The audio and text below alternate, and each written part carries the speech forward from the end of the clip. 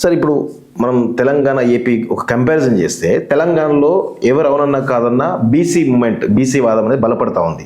So ఇది రాబోయే కాలంలో కొంత బీసీలకు రాజకీయ అవకాశాలు కావచ్చు, అన్ని రంగాల అవకాశాలు రావడానికి ఒక తొలిమెట్టుగా మనం భావించవచ్చు. సో ఇదే బీసీ నినాదం ఎందుకు ఆంధ్రప్రదేశ్లో బలపడలేకపోతుంది? అక్కడ నిజంగా బలపడే అవకాశం ఉందా, అవకాశం ఏమైనా లేకపోతుందా, లేకపోతే ఆ రెండు పార్టీల మధ్య వాళ్ళ వర్గపోరు మధ్యలో బీసీ నినాదం అనేది అనగదొక్కబడుతుందా? దీనిపై మీ అభిప్రాయం ఏంటి? అసలు తెలంగాణలో ఖచ్చితంగా ఈ బీసీ వాదం, బీసీ నాదం బాగా పెరిగింది, అందులో డౌట్ ఏం లేదు. ఆంధ్రప్రదేశ్లో ఇక్కడ ఏమైందంటే ఆ రకంగా ఈ బహుజన సంఘాల్లో, బీసీ ఎస్సీ ఎస్టీ మైనారిటీ సంఘాల్లో ఈ అవగాహన తెచ్చేటువంటి నాయకత్వం కొరబడింది. అందుకే మేము బహుజన సమాజ్ పార్టీ ముఖ్యంగా మేము ఇది టేకప్ చేస్తున్నాం, ఇది ప్రజలకి చెప్పడానికి ప్రయత్నిస్తాం. నేను ఒక బీసీ బిడ్డగా ఈ దృష్టితోనే నేను పనిచేస్తున్నాను. బీసీలకి స్వాతంత్రం ముందు అన్యాయం జరిగింది, స్వాతంత్రం తర్వాత కూడా అన్యాయం జరిగింది. అన్యాయం అనేది పెరుగుతూనే ఉంది. కాబట్టే నేను ఈ సబ్జెక్ట్ తీసుకున్నా. నాకు బహుజన్ సమాజ్ పార్టీ చేరింది ఎందుకంటే ఈ వర్గాలకు అన్యాయం జరుగుతుంది కాబట్టి ఈ పార్టీలో ఉంటేనే నేను ఏదైనా న్యాయం చేయగలుగుతా. చాలామంది నన్ను అడుగుతూ ఉంటారు, మీరు టీడీపీలో చేరొచ్చు కదా, మీకు ఎమ్మెల్యే ఎంపీ టికెట్ ఇస్తారు కదా. అవును, టీడీపీ చేరితే నేను వాళ్ళ వాదానికి సంబంధించింది, కమ్మవాదానికి సంబంధించిందే నేను మాట్లాడాలి. నేను వైసీపీని తిట్టాలి. వైసీపీలో చేరితే రెడ్డి వాదానికి సంబంధించిందే మాట్లాడాలి, నేను టీడీపీని తిట్టాలి. సో దీనివల్ల నేను ఏ గ్రామాల్లో బతికొచ్చానో, పుట్టి పెరిగానో, ఏ గ్రామాలు అయితే ఇంకా అదే దారిద్ర్యంతో, పేదరికంతో, నిరుద్యోగంతో, అనారోగ్య సమస్యలతో ఏ గ్రామాలు అయితే ఆ రోజున ఎలా ఉన్నాయి, ఈరోజు కూడా అదే మాదిరిగా ఎలా అయితే ఇబ్బందులు పడుతున్నాయో వాళ్ళకి చెయ్యాలంటే వీళ్ళ సమస్యల్ని తీసుకుని మాట్లాడే పార్టీ ఒక బహుజన్ సమాజ్ పార్టీ కాబట్టే నేను చేరాను. నాకు ఈ సిద్ధాంతాన్ని ఆ దృష్టిలో పెట్టుకుని చేరాను. అందుకని అదే పద్ధతిలో మేము బహుజన్ సమాజ్ పార్టీ మా రాష్ట్ర అధ్యక్షుడు పరంజ్యోతి గారి నాయకత్వంలో ఈ పని మేము చేస్తాం. ఇక్కడ ఎలా అయితే తెలంగాణ ఇంపాక్ట్ ఖచ్చితంగా ఆంధ్రప్రదేశ్ మీద ఉంటుంది. ఎందుకంటే కులం ప్రాంతాలకు అతీతం. అక్కడ కుమ్మరులు ఉన్నారు, ఇక్కడ కుమ్మరులు ఉన్నారు, అక్కడ యాదవులు ఉన్నారు, ఇక్కడ యాదవులు ఉన్నారు, అక్కడ గౌడ్లు ఉన్నారు, ఇక్కడ గౌడ్లు ఉన్నారు. సేమ్ అందరూ చుట్టరికాలు ఉన్నాయి. కులానికి ప్రాంతం అనే వివక్షే లేదు. కుల వివక్ష సార్వజనీనం, కానీ ప్రాంతం వివక్ష లేదు. ఇప్పుడు మీకు ఎన్ఆర్ఐ కమ్మ ఒక అతనికి టీటీడీ బోర్డు మెంబర్ చేశారు. ఎక్కడైనా కులానికి వివక్ష ఉంది. మనం ఎన్ఆర్ఐ కూడా ఇచ్చేస్తాం మనం. కానీ ఆంధ్రప్రదేశ్లో ఉన్న బీసీలు 50% బీసీలు ఉంటాయి, 25 మంది సభ్యులు ఉంటాయి, 12 మంది ఉండాలి, 12 మంది లేరు. ఒక ఒడ్డెర కులానికి సంబంధించిన సభ్యుడు ఒక్కడు కూడా లేడు. చాకలి కులం నుంచి సభ్యుడు లేడు, కుమ్మరి కులం నుంచి లేడు. ఇలా ఎన్నో కులాలు, అన్రిప్రజెంటెడ్ కమ్యూనిటీస్, దేవుడికి సేవ చేస్తున్న కులాలకే దిక్కు లేదు అక్కడ ఆ టీటీడీ బోర్డులో. అందుకనే కులాలు ప్రాంతాలకు అతీతం కాబట్టి ఖచ్చితంగా ఇక్కడ బీసీలకి ఏదైతే మేలు జరుగుతుందనేటువంటి అభిప్రాయం కలుగుతుందో, జరుగుతుందా లేదా అనేది పక్కన పెడదాం, అది కాలం నిర్ణయించాలి. ఎందుకంటే నేనైతే ఈ పార్టీని నమ్మను. ఖచ్చితమైన రిజర్వేషన్లు ఇచ్చి మనం బీసీ ఎమ్మెల్యేల సంఖ్య అసెంబ్లీల్లో పెరిగిన నాడే ఈ పార్టీని నేను నమ్ముతాను, ఈ పార్టీల హామీలు నేను నమ్ముతాను. అందుకని చెప్పి ఈ రకమైనటువంటి ప్రకంపనలు ఆంధ్రప్రదేశ్లో ఖచ్చితంగా కలుగుతాయి. ఇప్పుడు హైదరాబాద్ అనేది ఎట్లాంటిదంటే మానసికంగా ఇది ఆంధ్ర ప్రజలకు కూడా రాజధాని. సాంస్కృతికంగా కానీ, విద్యాపరంగా కానీ, టెక్నాలజీ పరంగా కానీ, మరి ఎన్ని రకాలుగా చూసుకున్నా కానీ ఉంది. ఇక్కడ దాదాపుగా 40-50 లక్షల మంది ఆంధ్ర ప్రజలు కూడా ఇక్కడ ఉంటారు. కాబట్టి ఇవంతా అరచేతితో సూర్యకాంతిని ఆపలేరండి, అక్కడ కూడా ఆపలేరు.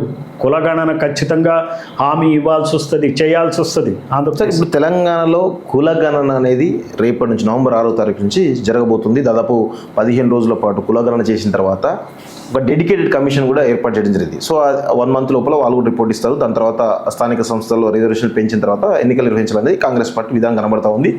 సో దీనిలో చాలా రకాలుగా ఉద్యమాలు అన్నీ వస్తున్నటువంటి తరంలో ప్రెషర్ని తట్టుకొని మొత్తం ప్రెషర్లో భాగంగానే కాంగ్రెస్ పార్టీ నిర్ణయం తీసుకుని అర్థమవుతుంది. ఈరోజు రాహుల్ గాంధీ రాబోతున్నారు. సో ఈ కులగణన పైన అసలు దీనికి హిస్టారికల్ ఏమైనా నేపథ్యం ఏమైనా ఉందా, లేదా దీనిపైన మీ అభిప్రాయం ఏంటి? అసలు కులగణన అనేది బ్రిటిష్ వాళ్ళు ఎప్పుడో 1800 శతాబ్దంలోనే చేశారు, 18వ శతాబ్దం. ఓకే. సో వాళ్ళు అప్పటి నుంచి ప్రతి 10 సంవత్సరాలకు ఒకసారి చేసుకుంటూ వచ్చారు.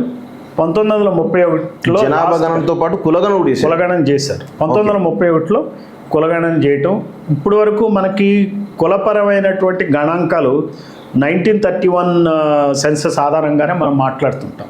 అంటే దాదాపు 100 సంవత్సరాల దగ్గరికి వస్తూ ఉంది. అవును, ఇంకొక 6 సంవత్సరాలు. వాళ్ళు ఎందుకు చేశారు అనేది కూడా ప్రశ్న వస్తుంది. బ్రిటిష్ వాళ్ళు మన వాళ్ళకన్నా బెటరా అని ఈ ప్రభుత్వాలు.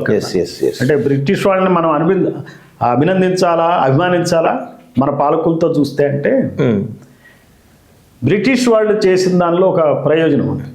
వాళ్ళకేంటంటే దేశం మీద పట్టు కావాలి.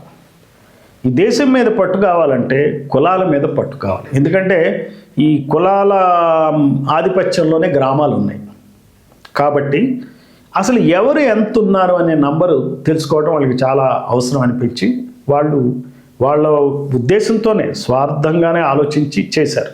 అందువల్ల ఆ డేటా వచ్చింది. అదే స్వార్థాన్ని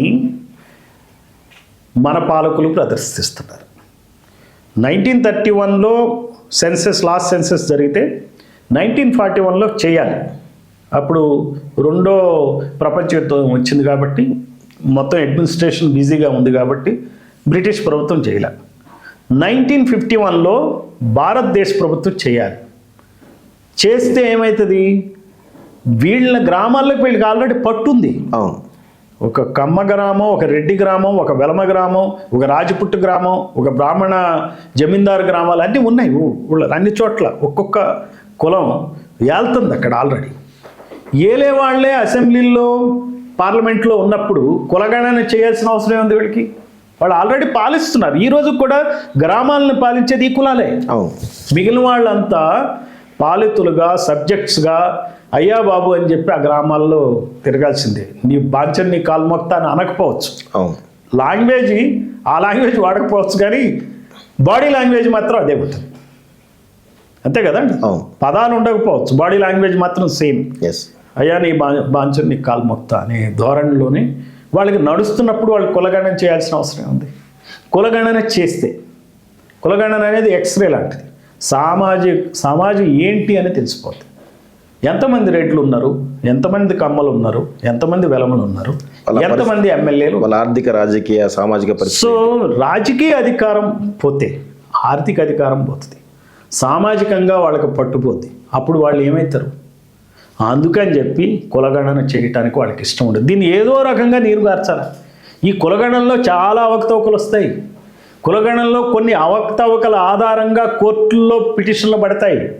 కోర్టులు కూడా ఈ కులగణన సరిగ్గా లేదు, లోపభూయిష్టంగా ఉందంటది. ఆ తద్వారా దాన్ని బేస్ చేసుకుని రేపొద్దున మేము ఇచ్చాం జీవో మీ కులగణన ప్రకారం అంటే కోర్టు కొట్టేసిందనే చెప్తారు. ఇంకా చాలా వాటికి మనం ప్రిపేర్ అయి ఉండాలి. ఎందుకంటే ఏది కూడా తిన్నగా కానివ్వరు, చెప్పేవన్నీ అబద్ధాలే. సో వాళ్ళు చేసి నిజంగా మనకి ఆ ఫలితాలు అందే వరకు ఎవరిని నమ్మటానికి లేదు. అందుకనే ఈ కులగణన అనేది హిస్టారికల్గా జరుగుతుంది. వాళ్ళు చేసింది వాళ్ళ స్వార్థం, బ్రిటిష్ పాలకుల స్వార్థం కోసం చేస్తే వీళ్ళు ఆపేది ఈ రోజున రెడ్డి, కమ్మ, వెలమల స్వార్థం కోసం ఆపుతున్నారు.